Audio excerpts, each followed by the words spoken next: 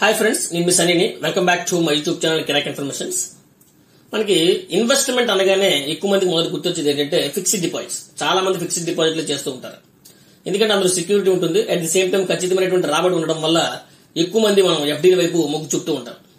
ఈ మధ్యగా మనం రీసెంట్ టైమ్స్ మనం చూసుకున్నట్లయితే రిజర్వ్ బ్యాంక్ ఆఫ్ ఇండియా 3 దఫాలుగా 100 బేసిస్ పాయింట్ల మీద తగ్గించింది. దీంతో ఇన్నాళ్లు కూడా అధిక వడ్డీని అందించేటువంటి బ్యాంకులు ఆర్బీఐ నిర్ణయం తర్వాత ఈ ఎఫ్డీ రేట్లన్నింటినీ కూడా తగ్గించేశాయి. ఎస్బీఐ గానీ, హెచ్డిఎఫ్సి గానీ, పిఎన్బి గానీ, లేదా ఐసిఐసిఐ వంటి చాలా దాదాపు అన్ని బ్యాంకులు కూడా వడ్డీ రేట్లలో కోత పెట్టాయి. దీంతో పోస్ట్ ఆఫీస్ పథకాలైనటువంటి టైం డిపాజిట్ స్కీమ్ గానీ, లేదా నేషనల్ సేవింగ్ సర్టిఫికేట్ గానీ, లేదా మంత్లీ ఇన్కమ్ స్కీమ్ వంటి చిన్న మొత్తాల పొదుపు పథకాలు ఇప్పుడు ఆకర్షణీయంగా కనిపిస్తున్నాయి. ఎందుకు ఆకర్షణీయంగా కనిపిస్తున్నాయంటే, మనం post office time deposit scheme చూసుకున్నట్లయితే మనకి 5 years అది టర్మ్ అండి.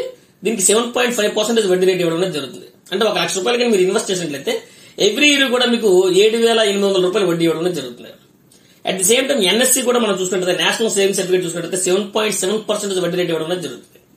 ఇది కూడా మీరు ఒక 1 lakh ఇన్వెస్ట్ చేస్తే మీకు ఆఫ్టర్ 5 years మీకు ₹44,900 వడ్డీ ఇవ్వడం జరుగుతుంది. At the same time monthly income scheme చూసుకున్నట్లయితే 7.4%. ఇది కూడా 5 years టర్మే. మీకు ఎవ్రీ మంత్ కూడా మీకు ఇన్కమ్ అనేది రావడం జరుగుతుంది, ఇంట్రెస్ట్ అనేది రావడం జరుగుతుంది. మీరు ఒక 1 lakh ఇన్వెస్ట్ చేసినట్లయితే ₹616 మీకు ఎవ్రీ మంత్ కూడా ఇంట్రెస్ట్ ఇవ్వడం జరుగుతుంది. అంతేకాకుండా దీనిలో కొన్ని లిమిట్స్ ఉన్నాయి. అంటే ఇండివిజువల్ అయితే 9 lakhs డిపాజిట్ చేయాలి, జాయింట్ అయితే 15 lakhs వరకు కూడా డిపాజిట్ చేయొచ్చు. అదే 5 years టర్మ్ కి మనం బ్యాంకులను పోల్చితే మనం ఎస్బీఐ 6.3% ఇస్తుంది. సీనియర్ సిటిజన్లకి అయితే 6.8.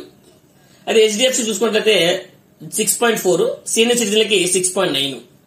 ఐసిఐసిఐ చూసుకున్నట్లయితే 6.6, సీనియర్ సిటిజన్లకి అయితే 7.1. పంజాబ్ నేషనల్ బ్యాంక్ అయితే 6.5, సీనియర్ సిటిజన్ కి అయితే 7%. అంటే ఎక్కడ చూసుకున్నా కూడా బ్యాంకులు దగ్గర 5 to 6 ఉన్నాయి. ఎక్కడ కూడా 7 అనేది ఎక్కువగా దాటలేదు. బట్ వేరే పోస్ట్ ఆఫీస్ చూసుకున్నట్లయితే అన్ని కూడా 7% అబౌవ్. అంతేకాకుండా సీనియర్ సిటిజన్స్ కానీ మనం చూసుకున్నట్లయితే పోస్ట్ ఆఫీస్ లో 8.2% ఇవ్వడం జరుగుతుంది. అది కూడా 5 years టర్మ్. అంటే 3 నెలలకు ఒకసారి వడ్డీ అనేది వీళ్ళు చెల్లిస్తారు. సీనియర్ సిటిజన్లకి 3 నెలలకు ఒకసారి వడ్డీ చెల్లిస్తారు. అంటే అంతేకాకుండా బ్యాంకుల్లాగా ఇక్కడ పోస్ట్ ఆఫీస్ పథకాలకు కూడా అసలు రాబడులపై సెంట్రల్ గవర్నమెంట్ హామీ కూడా ఉండడం అనేది జరుగుతుంది. ఇంకో ఇంట్రెస్టింగ్ పథకం గురించి కూడా మీకు చెప్తానండి. అదేంటంటే RBI floating rate saving fund అండి. ఇందులో కూడా మంచి ఆకర్షణీయమైన వడ్డీ అనేది రావడం అనేది జరుగుతుంది. ఇది కూడా ఒక సురక్షితమైన పెట్టుబడి.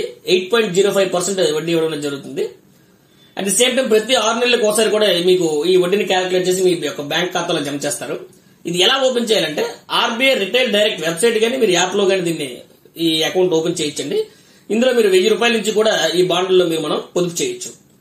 ఇవన్నీ సో బ్యాంకుల కన్నా అధిక వడ్డీనిచ్చే ప్రభుత్వ రంగ సంస్థలు. అంతేకాకుండా పోస్ట్ ఆఫీస్ స్కీమ్స్ గురించి మీకు ఏ డౌట్స్ ఉన్నా, ఏ స్కీమ్ గురించి డౌట్ ఉన్నా కూడా మీరు మాకు కామెంట్ సెక్షన్ లో కామెంట్ చేయండి. మీకు ప్రతి కామెంట్ కూడా నేను రిప్లై ఇస్తాను. మీకు గనక ఈ వీడియో నచ్చినట్లయితే లైక్ చేయండి, షేర్ చేయండి, కామెంట్ చేయండి. But don't forget to subscribe my YouTube channel Kiraak informations. Thank you.